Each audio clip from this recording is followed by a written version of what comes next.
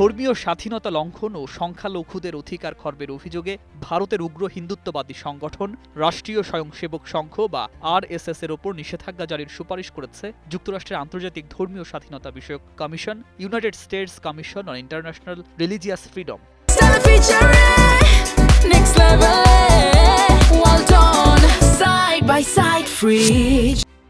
একই সঙ্গে ভারতের গোয়েন্দা সংস্থা রিসার্চ অ্যান্ড অ্যানালাইসিস উইং বা রকেও নিষেধাজ্ঞার আওতায় আনার সুপারিশ করা হয়েছে।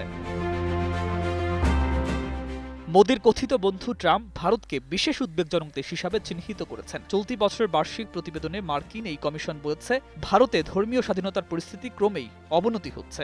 এ কারণে দেশটিকে বিশেষ উদ্বেগজনক দেশ হিসাবে চিহ্নিত করার সুপারিশ করা হয়েছে। প্রতিবেদনে বলা হয়েছে, যুক্তরাষ্ট্র যেন ভারতের সঙ্গে বাণিজ্য, কূটনীতি ও অস্ত্র বিক্রির সময় ধর্মীয় স্বাধীনতার বিষয়টি বিবেচনায় রাখে। কমিশনে আরও সুপারিশ করেছে আরএসএস এর সম্পদ বাজেয়াপ্ত করা এবং এর সদস্যদের যুক্তরাষ্ট্রে প্রবেশের উপর নিষেধাজ্ঞা দেওয়ার বিষয়টি বিবেচনা করা উচিত।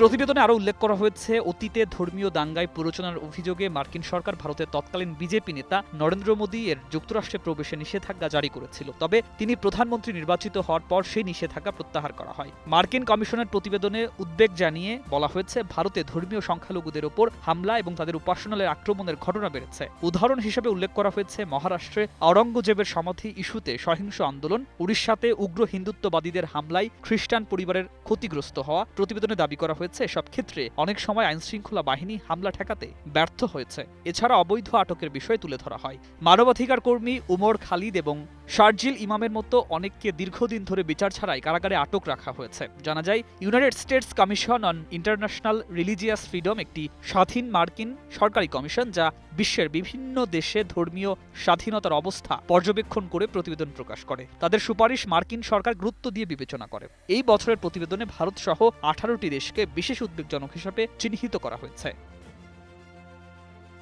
News desk, 21 television.